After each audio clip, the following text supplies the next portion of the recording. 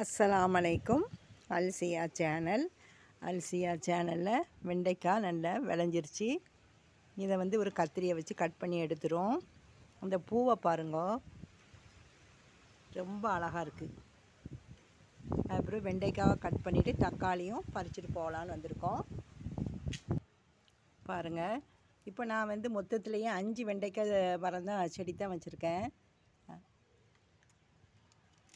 நிறைய வச்சா நமக்கு நிறைய பறிக்கலாம். இது நம்ம ஒரு 2 பேருக்கு உள்ள சமையலுக்கு இது நம்ம பறிச்சிக்கலாம்.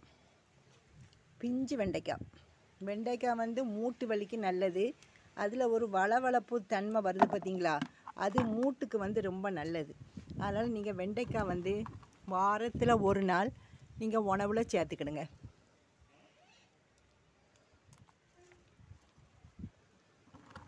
இதுலேயும் தக்காளி செடி வளர்ந்துருக்குது. எல்லாத்தையும் தனித்தனியாக நட்டும் தக்காளி தான் நிறையவே காய்க்குது.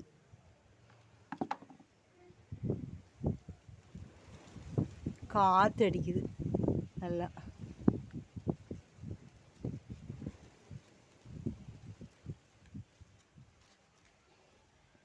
பாருங்கள், இவ்வளோ வெண்டைக்காய் பறிச்சிருக்கேன்.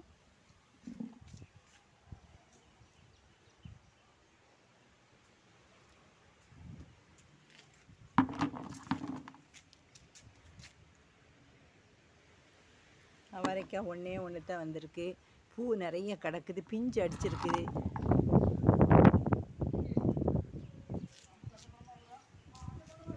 அதுக்கப்புறம் நம்ம தக்காளியை பறிச்சிரும்.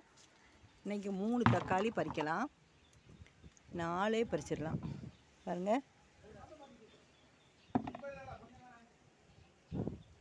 பாருங்கள், இது நாளைக்கு பறிக்கும். இந்த 3 நாளைக்கு பறிக்கலாம், இல்லைன்னா இதை இப்போ பறிச்சிரும். இதை பாருங்கள், பறிச்சாச்சு. அதுக்கப்புறம் பூ ஃபுல்லாக விரிக்குது.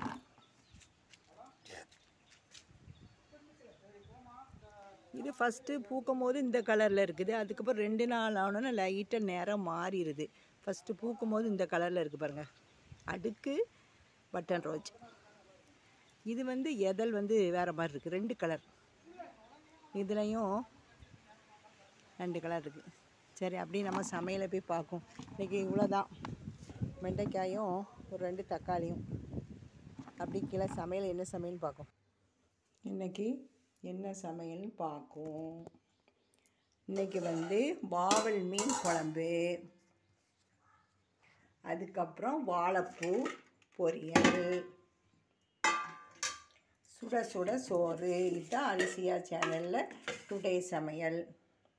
காலையில் நாஸ்டா பயிரை வேக வச்சு, சிறு பயிரை வேக வச்சு இப்படி கொழக்கட்டை, வெள்ளை நாட்டு சர்க்கரையும் தேங்காய் பூவும் போட்டு இப்படி கொழக்கட்டை பிடிச்சி சாப்பிட்றோம். இது நல்லது சுகர் பேஷண்ட்டுக்கு. நீங்கள் பயிரை கொஞ்சம் தண்ணியில் ஊற வச்சுருங்க ஒரு 1/2 மணி நேரம். அதுக்கப்புறம் அவங்க சிறு பயிறு, பச்சை பயிறுன்னு சொல்லுவோம். அதுக்கப்புறம் இந்த வாழைப்பு இருக்குது பாருங்கள், இந்த வாழைப்பை நீங்கள் எடுக்கும் போது இதில் கல்லன்னு சொல்லுவாங்க, இந்த இதை எடுத்துருங்க. அதே மாதிரி இந்த தோலையும் எடுத்துருங்க. இந்த வெங்காயத்தோல் மாதிரி இருக்குது, இதையும் எடுத்துட்டு இந்த பூவை மட்டும்தான் போடணும். இந்த பூவை மட்டும்தான் போடணும். காட்டுறதுக்காக வேண்டி தான் கொஞ்சோண்டு வாழைப்பை எடுத்து வச்சேன்.